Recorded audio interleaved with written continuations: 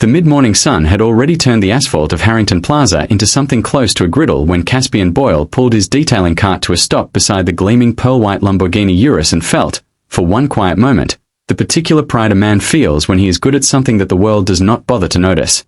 He was 34 years old, lean from skipping lunches, callous from work he had done every day since his wife Renata passed 2 winters ago, and he was raising his 7-year-old daughter Wren entirely on his own. His business was called Boyle's Best Detail, which he had printed on a laminated card he kept rubber-banded to his cart, and it was not much of a business yet. 6 regular clients, 3 days a week, 1 prayer per morning that the transmission in his second-hand Civic would hold together long enough to get Wren to school and himself to work. But it was his, and he poured everything he had into it, and on this Tuesday in late June, under a sky the color of hammered copper, he was about to meet the kind of man who would make him question whether any of it was worth it. The owner of the Lamborghini was named Prescott Vane. He was perhaps 50, broad-shouldered in the way that expensive tailoring creates an illusion of strength, tanned in the way that only people with second homes in warm places are tanned in June. He came out of the glass-fronted financial consultancy above the plaza with his phone pressed to his ear and his eyes already moving past Caspian the way eyes move past parking meters and fire hydrants, things that are simply there, part of the infrastructure of a day. Caspian introduced himself. He explained that the building manager, Mr. Torres, had arranged a complimentary detailing session for tenants as part of a plaza promotion. He smiled his careful, professional smile, the one he had practiced in the bathroom mirror because Renata used to say his real smile, the crooked wide one, made clients think he was nervous. Prescott Vane looked at him for exactly 2 seconds and said, without removing the phone from his ear, that he didn't need some guy in a polo shirt touching his car, and that he'd had it detailed last week in Scottsdale, and that Caspian should perhaps try one of the less expensive vehicles in the lot. Then he ended his call, tucked the phone into his breast pocket, and folded himself into the driver's seat of the Urus. If you believe in kindness and second chances, if you think every person deserves to be seen, please take a moment right now to like this video, drop a comment, share it with someone who needs to hear this story, and subscribe to Echoes of Stories. Every story we tell is for you. What happened next was not something Prescott Vane would ever be able to explain in a way that did not embarrass him. The door closed. The car, which had been serviced in Scottsdale and had driven flawlessly for 400 miles since, decided in that precise moment that it would not open again. The Urus had a sophisticated electronic locking system, a feature that the salesman had described as military-grade security, which now interpreted some combination of a low-key fob battery, a software glitch logged 3 weeks earlier and never addressed, and the extreme heat radiating off the black asphalt as a security threat. Every door locked. Every window refused to lower. The engine, which Prescott had not yet started, would not turn over. His phone, which he needed to call anyone, was showing 2% battery because he had forgotten to charge it overnight, and it died in his hand 40 seconds after the door sealed shut. The temperature inside a car parked in direct summer sun can reach 130 degrees within minutes. Caspian knew this. He had read an article about it the previous summer when the county had issued warnings, because he was the kind of father who read articles about dangers so he could protect Wren from them. He saw Prescott's face change through the window, saw the confusion become alarm and the alarm become something rawer and more honest, and he did not hesitate. He did not think about the 2 seconds of dismissal, or the tone of the voice, or the way those eyes had moved past him like he was a fire hydrant.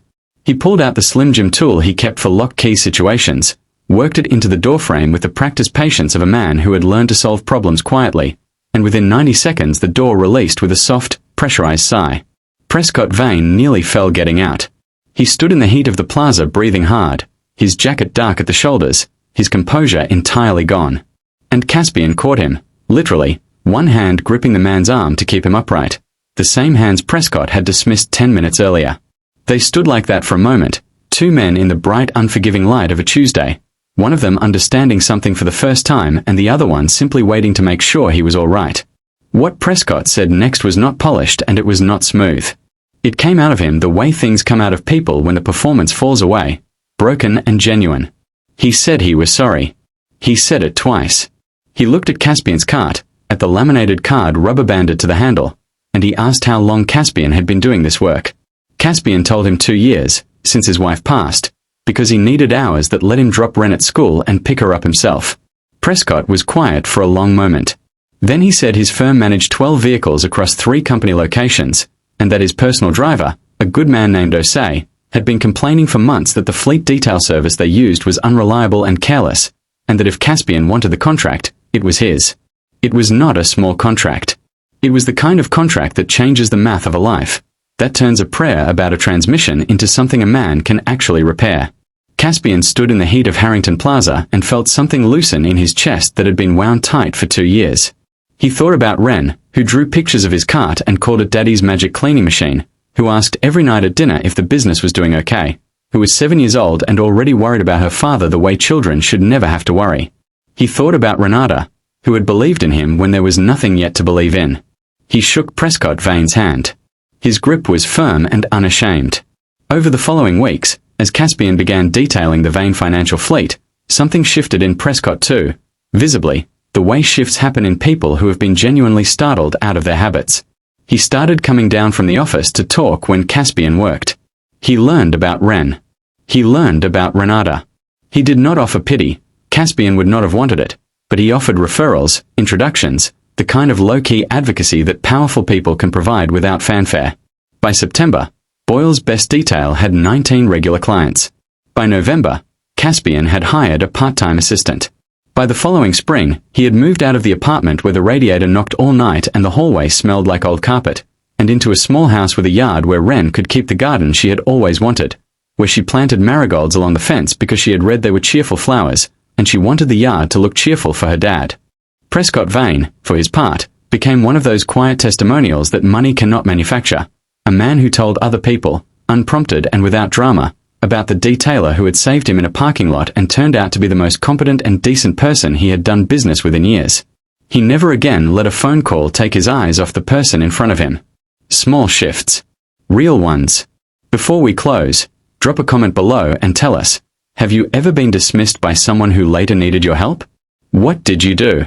Your story might be the one that inspires someone else tonight. Caspian did not do any of it to prove a point. He did not save Prescott Vane to earn anything, or to demonstrate something, or to make a story out of it. He did it because a man was in trouble, and he was standing right there, and he had the tools to help. That was the whole of it. And maybe that is the whole of every life that turns out to matter, not the grand gestures or the dramatic reversals, but the ordinary Tuesday when you choose to help anyway, when the heat is terrible and you have every reason to walk away, and you don't. You just don't. You take out your tools, and you do the quiet, unglamorous, necessary work of being a decent human being, and you trust that the world, eventually, notices. Wren's marigolds bloomed that first spring in orange and gold all along the fence, bright as small suns, exactly as cheerful as she had hoped. If this story moved you, if Caspian's journey reminded you that dignity and perseverance always find their moment, please give this video a like, share it with someone who needs hope today, and subscribe to Echoes of Stories so you never miss a story that matters. We read every single comment. Every one.